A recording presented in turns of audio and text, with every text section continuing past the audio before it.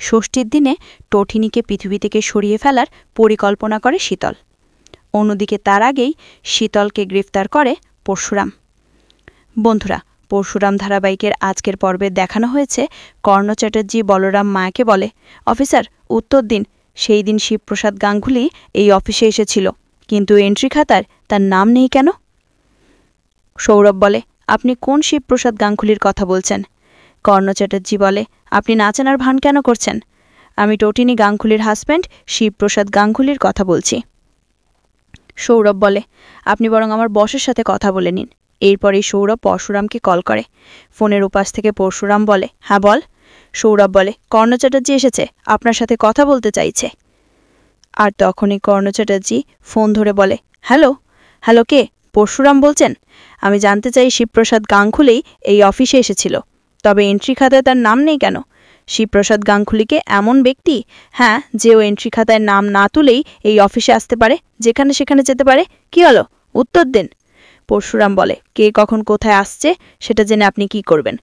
আর তাছাড়া শিবপ্রসাদ গাঙ্গুলি যে অফিসে এসেছিল সেটা আপনি কেন বলছেন? আপনি কি শিওর শিবপ্রসাদ গাঙ্গুলি সেদিন সেই অফিসে এসেছিল? কর্ণ চ্যাটার্জি বলে, হ্যাঁ আমি শিওর, কারণ আরাধ্য মুখার্জির হাজব্যান্ড কবিদ মুখার্জির বন্ধু, যারা ভীষণ পাওয়ারফুল, তারা সেই দিন এই অফিসে শিবপ্রসাদ গাঙ্গুলিকে দেখেছিল, কারণ ওরা অন্য কাউকে ফলো করছিল। পরশুরাম বলে, কাকে ফলো করছিল ওরা? তখনই কর্ণ চ্যাটার্জি বলে, এই অফিসে যারা যারা এসেছিল তাদের। তখনই পরশুরাম বলে, অফিসে তো সেদিন আপনারাও এসেছিলেন, আপনি আর জিৎ মুখার্জি। তখনই কর্ণ চ্যাটার্জি বলে, আপনি আপনি কি করে জানলেন? আপনি কি এন্ট্রি খাতা দেখেছেন? পরশুরাম বলে, না, আমি কোনো খাতা দেখিনি, সেদিন আমি নিজেই আপনাদেরকে দেখেছিলাম, জানেন তো। চাইলে সেদিন আপনাদের তুলে নিতে পারতাম। আপনি তো বেশ ভালো করেই জানেন পরশুরামের হাতিয়ার প্রহার আর চেম্বার। হ্যাঁ, চেম্বার হয়তো চালাতাম না, কিন্তু আপনাদের তুলে নিয়ে উত্তম মাধ্যম প্রহার করতাম। কথাটা শুনে কর্ণ চ্যাটার্জি ভীষণ রেগে যায়। কর্ণ চ্যাটার্জি বলে, তাই অফিসার, আমি একটা সোজা প্রশ্ন করছি, সোজাভাবে উত্তর দিন। পরশুরাম বলে, কে অফিসে এলো কে গেল এই সব কিছু নিয়ে না ভেবে আপনি বরং কোর্টে যান, নিজের জামিনের আপিল করুন, কারণ যে কোনো মুহূর্তেই আপনাকে আমরা গ্রেফতার করতে পারি। তখনই কর্ণ চ্যাটার্জি বলে, আমাকে যদি গ্রেফতার করা হয় তবে টঠিনী গাঙ্গুলিকেও গ্রেফতার করা হবে। পরশুরাম বলে, কেন? কর্ণ চ্যাটার্জি বলে, কারণ সেদিন নৌকায় টঠিনী গাঙ্গুলি ছিল, আর টঠিনী গাঙ্গুলি আপনাদের কাছ থেকে বাঁচাতে আপনাদের কাছ থেকে পালিয়ে যেতে নদীতে ঝাঁপ মেরেছিল। কথাগুলো বলতেই পরশুরাম বলে, আপনি কি করে জানলেন? কি হলো, উত্তর দিন।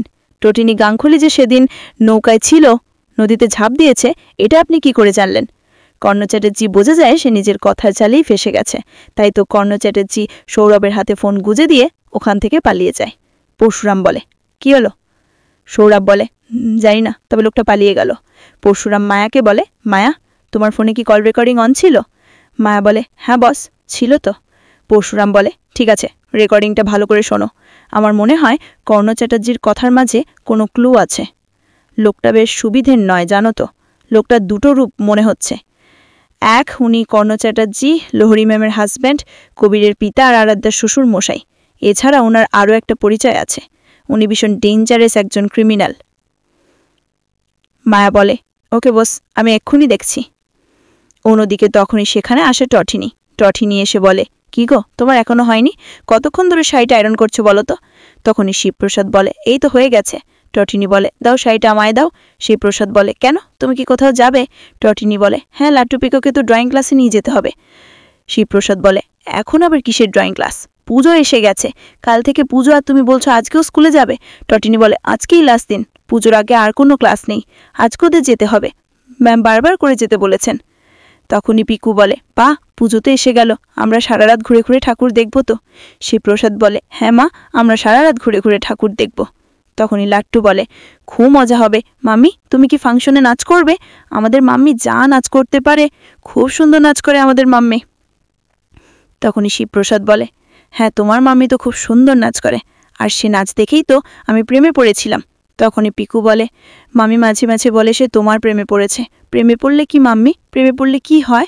লাট্টু বলে, মাম্মি, প্রেমে পড়লে কি খুব ব্যথা করে? মানুষ কি হার্ট হয়? তখনই শিবপ্রসাদ বলে, না বাবা, কেউ হার্ট হয়, বরং প্রেম হার্টে হয়। এই বলে শিবপ্রসাদ বুকে হাত দেয়, বলে, আমিও প্রেমে পড়তে চাই। তোটেনি শিবপ্রসাদকে বলে, তুমি কি শুরু করলে বলো তো? তুমি বাচ্চাদের এখন প্রেম শেখাবে? শিবপ্রসাদ বলে, আমি কোথায় প্রেম শিখালাম? চলতে থাকে পারিবারিক খুনসুটি। এদিকে দেখানো হয় জিৎ মুখার্জি খুব চিন্তিত হয়ে আছে। আরাধাকে নিয়ে ভীষণ চিন্তা করছেন তিনি। তখনই জিৎ মুখার্জির কাছে কল আসে। জিৎ মুখার্জি ফোন রিসিভ করেই বলে, হ্যালো, কে বলছেন? শীতল বলে, আমি শীতল বলছি। এত তাড়াতাড়ি নাম্বার ডিলিট করে ফেলেছেন? জিৎ মুখার্জি বলে, না মানে আমার মানসিক অবস্থা ভালো নেই। আসলে আমার মেয়ে আরাধা ভালো নেই। ও এটা মানতেই পারছে না ওর হাজব্যান্ড কাবির এখন জেলে আছে। আমরা কেউ কাবিরকে হেল্প করতে পারিনি। এটাও মানতেই পারছে না। ও মানসিকভাবে ভীষণ বিপর্যস্ত হয়ে আছে। ও কি করছে কি বলছে কিচ্ছু জানে না। ভীষণ চিন্তা হচ্ছে ওকে নিয়ে আমার মেয়েটাকে নিয়ে এখন আমি কি করব? তখনই সেখানে আসে আয়ুষী। আয়ুষী এসে বলে, ড্যাডি ড্যাডি, তোমার চোখে জল ছলছল করছে কেন?